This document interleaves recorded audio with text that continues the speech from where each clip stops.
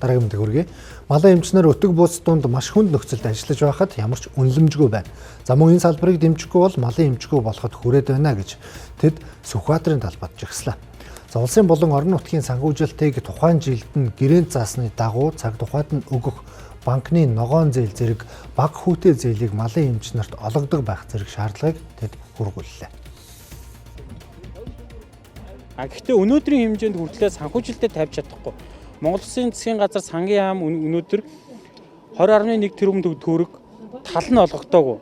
Зөндөө ингээд шалтгаанууд байна. Хөдөлмөрийн аюулгүй байдал, эрүүл мэндийн асуудал, өнөөдөр мал өхөр, хонь, ямаа, гахаа, шувуу зөндөө мал амьтанд өнөөдөр малын эмчнэр хүрт үйлчилж байгаа. Энийг хүрээнд хөдөлмөрийн аюулгүй байдал, эрүүл мэндийн асуудал зөрчигдөж байна. Малын эмчнэрийн талаар бол одоо төрөөс бодлогыг л бид нэгж байгаа. Шаарч байгаа. 1997 оноос энэ одоо мал эмнэлгүүдийг ховчилснаас хойш бол бодиттой энэ хувийн секторт бол хөрөнгө оруулалт алга, зээл авах гэхээр энэ хүмүүсийн орлого юм хүрдэггүй.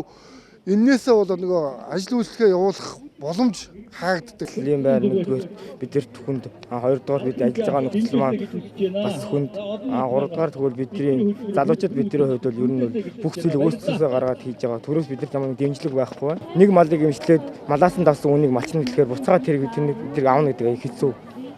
Ямар ч одоо ингээд эдийн засгийн хувьд бид нар хөдлөх боломж байхгүй, нам зогсоод байна шүү дээ. Бүгдээрээ өөрийн сүлжээнд орсон. Одоо тэгээд бид нарт чинь бизнесийн хүрээ бага болохоор зээл олддоггүй. Нэг 5-10 саяас 20 саяас дээшээ зээл олдохгүй. Тэр чинь бид нар амжиргаандаа зарцуулна. Мал эмнэлгийнхаа үйлчлэгийг явуулахын тулд тэрэндээ зарцуулна.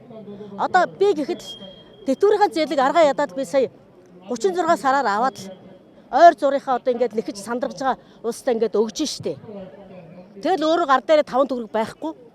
Ийм л ингэж л амьдарч байна. Явуулын байдалтай. Бид нар хүний өгсөн хоолыг олцсон хоолоо идээд л таарсан газараа унтаад л явж байгаа. Бид энд хуран цуглахдаа бидний мэрэгжлийг мэддэггүй